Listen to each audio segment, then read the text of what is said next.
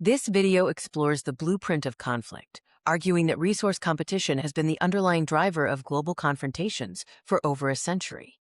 We will analyze the economic signals preceding major conflicts, from the reliance on coal and steel in 1914 to the current scramble for silicon and rare earth elements.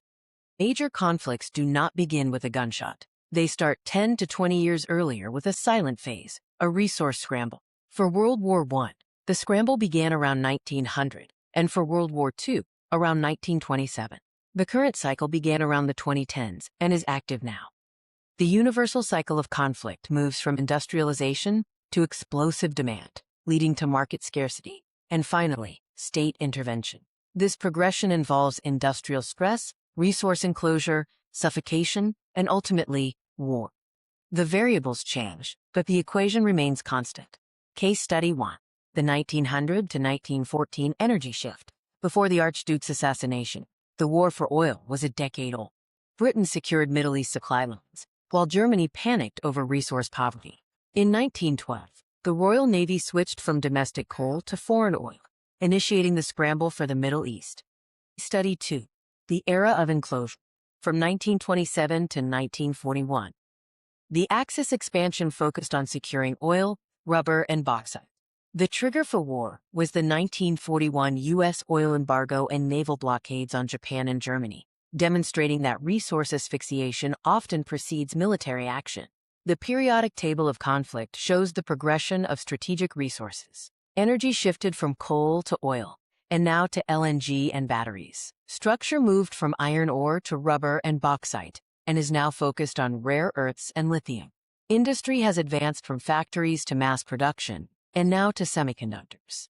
We are currently in the resource scramble phase, similar to the 1930s. The mechanism has changed from naval blockades and colonial occupation to export controls and supply chain sanctions. The intent, however, remains the same: suffocation to restrict opponents' growth. Mapping the new oil involves the energy transition. Modern powers are racing to secure LNG routes and renewable grids, much like Britain secured Persian oil in 1912. Energy remains critical for survival, but today's tools are price manipulation and sanctions, not armies.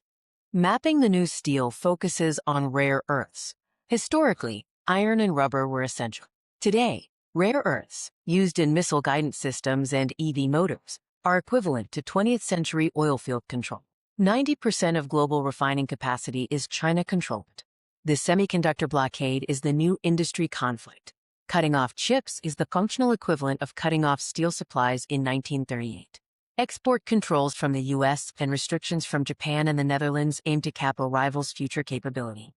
We are seeing the return of the bloc economy, moving from global efficiency to economic security. The U.S.-led bloc, focused on, quote, friend-shoring, faces the China-led bloc. Terms like decoupling translate to economic separation, signaling the death of globalization. The belief that economic interdependence prevents war is a, quote, false comfort of globalization. This idea was wrong in 1910 and is wrong now. When nations prioritize security over trade, economic ties become vulnerabilities, leading to the weaponization of interdependence. We are currently in the attempted suffocation stage of the timeline of escalation. History shows that stage 3 is the most unstable.